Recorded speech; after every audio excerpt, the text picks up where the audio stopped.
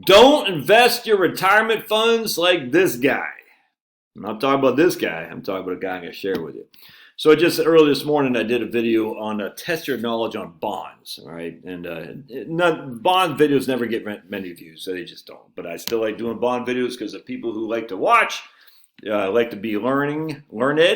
I think they can get a lot when we talk about bonds because I think there's a lot of misconception on bonds. And unfortunately, people hear bonds and it's weird. It's almost like a news, it's like kryptonite, strange. Anyway, so here's a comment. So here's the video. It would never get many views. I mean, 189 views in an hour is not much. So let me get. The video is titled "Test Your Knowledge, Your Bond Knowledge with This Bond Quiz," and then we got my man Bill Carlson, Mr. Carlson, member from WKRP in Cincinnati. Give me a thumbs up if you remember Mr. Carlson. Bill says, "Here's the bond quiz answer. Don't buy them ever." I said, "Okay." I said, "Why?" So why? He goes, "Just look at the last 40 years of bonds. If this doesn't tell you why, you need to move on to another business." I was like, "What?"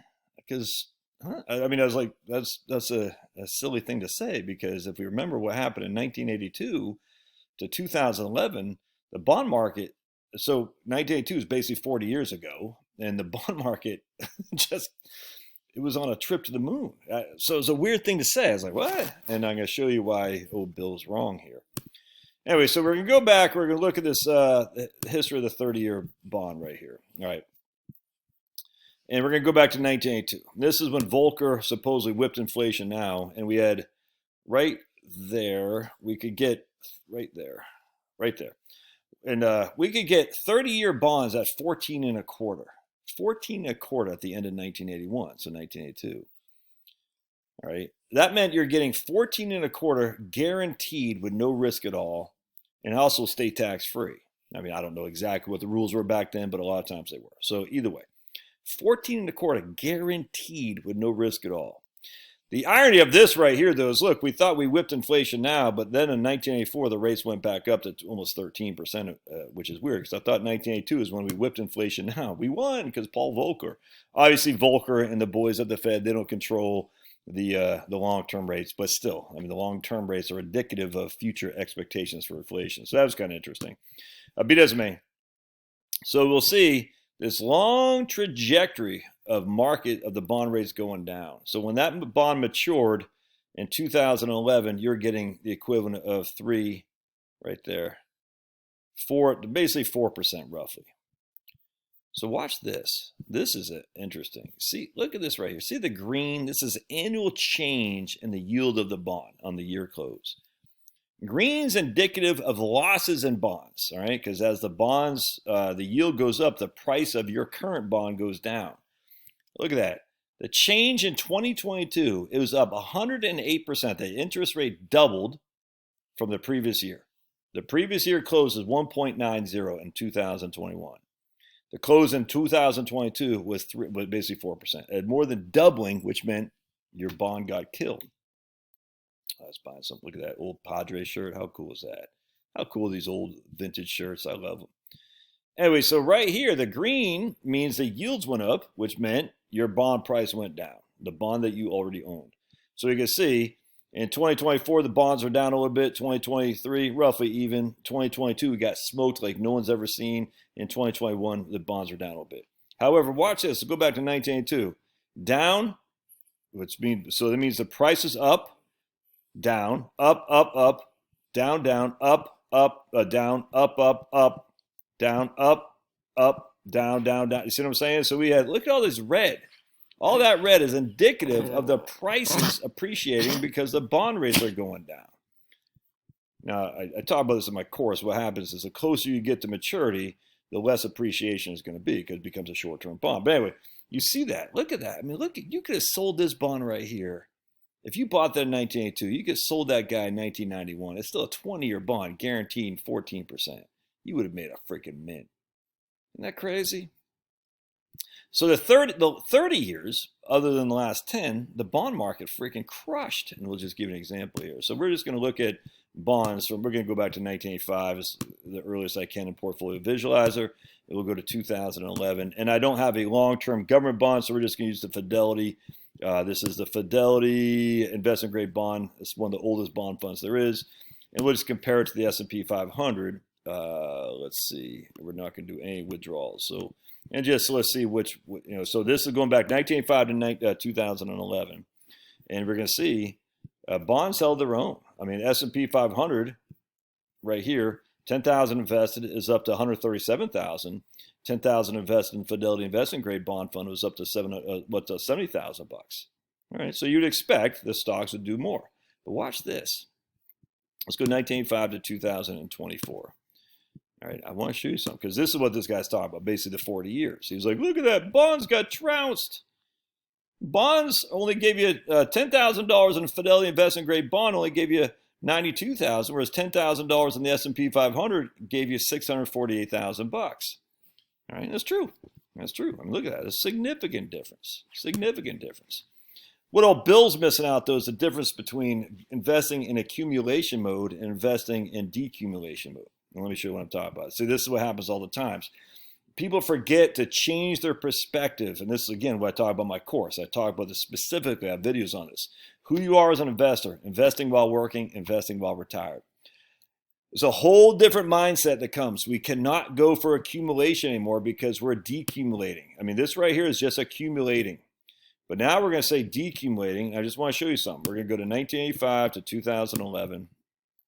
And we're going to take, let's see, cash flows. We're going to take withdrawal, fixed amount. We'll just take $400 a year for simplicity. And we'll adjust it for inflation. All right, so this is decumulation mode. All right, so where are we at now? Well, the S&P 500 still did quite well, but now look at the difference. It's only at $92,000, whereas the bonds at $32,000. All right, now that is still 2011.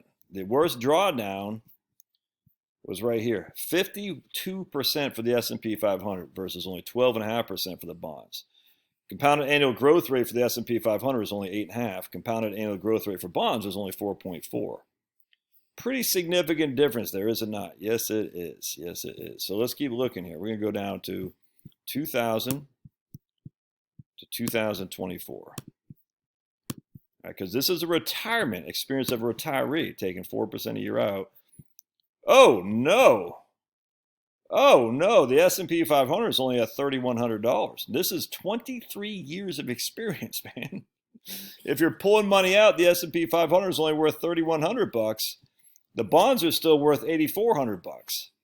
Now, the bond's not going to last much longer either, I imagine, but the S&P, you're dead. You're dead to rights. So look at this. Compounded annual growth rate for the S&P 500, negative 4.72.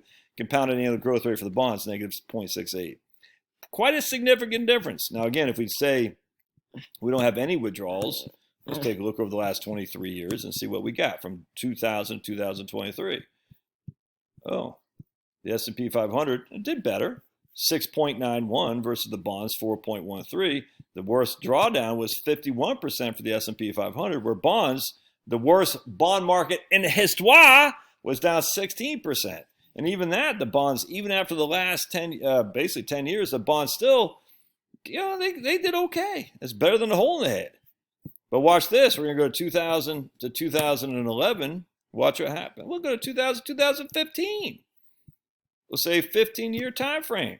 We're not taking any money out. Yeah, no, we're not taking any money out. Watch what happens. Bonds did better. Bonds did better. Why is that? Because of this right here, this chaos from 2000 to 2009. We've had a nice run here, but bonds did better. Now, let's go back to, I don't think I did, 1985 to 2011. Let's take 4% a year out, and we're going to do, that's 4% a year, adjusted with inflation. Let's see. So this would be the bull market for both bonds and stocks.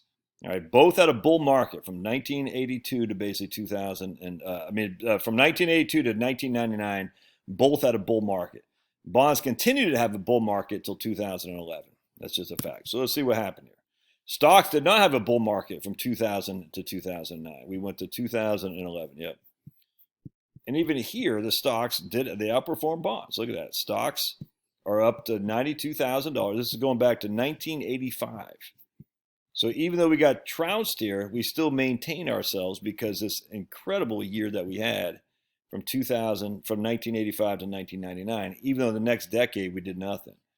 Bonds held their own though. Compound annual growth rate 4.4. Compound annual growth rate for stocks 8.57. The point being is, at the end of the day, you don't know what your retirement scenario is going to be. You don't know what it is. Are you going to be 2024 where you're pulling money out? Well, if you had all in stocks, you're doomed. That's all there is to it. Even though the last, going on 15 years now, stocks have freaking kicked butt and took names. But you don't know. And that's the question you got to figure out. It's like, well, if I'm decumulating and I'm decumulating in a down market, and we haven't talked about 1970s either. What happens there? Well, in stocks, you're dead. You're done. And that's just a sequence of return risk. Other than the last 2022, there wasn't anything like that for bonds. There just wasn't. Again, this is from a guy in my retirement planning course. I said, do not buy any bonds, essentially, because there were no risk. The downside risk is so much higher than any upside. Why? Because the yields were so low. I talked about it in my course, and I think I did that course in 2019 or 20. You can see that a mile away. Now it's different, though. Now you're getting 4% on a 10-year treasury, and I don't think they're going to cut like a lot of people think they are. I thought they would, and I'm not so sure. Anyway, and even if they do cut, it's still a boon for you bondholders. But I'm not so sure they're going to cut. But you just don't know. Are you retiring into a 2011 for stocks? Are you retiring into a 2000? You don't know, man. Are you retiring into a 1982 for bonds and stocks? I don't think so. I think 1982 to 1999, I don't think we'll ever see that again. And the reason for bonds is because the interest rates were so high back then, they're just not. They'll never get up there again, most likely. And the reason for stocks is because that's the beginning of the globalization, essentially, when China came on the scene. I mean, don't forget, Nixon, when he went to China, what, 73, something like that? China, I mean, that it took 10 years for China to get developed enough in order to create our goods. You can't repeat that again. China is now basically a middle-class economy, not relative to the United States, but certainly relative to the rest of the world. You can't get that cheap labor like we could for China for the last 30 years. Those days are over. Now, what does that mean? I have no idea. Can you get cheap labor from robots? Sure. But I was just talking to a lady yesterday, her and her husband, down in Tejas, and she had to get on a conference call at work for, they got to make a robot. They had to make a robot work. So they're working on it. They can reduce labor with robots. I get it. So maybe that's coming. It's not here yet, that's for sure. So where's the cheap labor going to come? Where's globalization going to go? Globalization, I think, is seen as better days. So you can invest all stocks. I would just highly caution you and say, if we're looking back at the last 40 years, so yeah, bonds did okay. Bonds did okay. Just look again. For the last 40 years, what did bonds do? We go 1985 to 2024, which includes the worst market we've ever had. All right? And bonds did what? 5.87, man.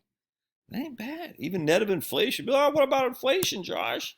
Even net inflation, bonds held their own. We invested $10,000. We got 31,000 net of inflation. Anyway, Bill, you invest how you got to invest. I don't care. I'm just saying for the rest of you guys, accumulation is one thing, and decumulation is a whole different ballgame. All right, love your thoughts. We'll see you.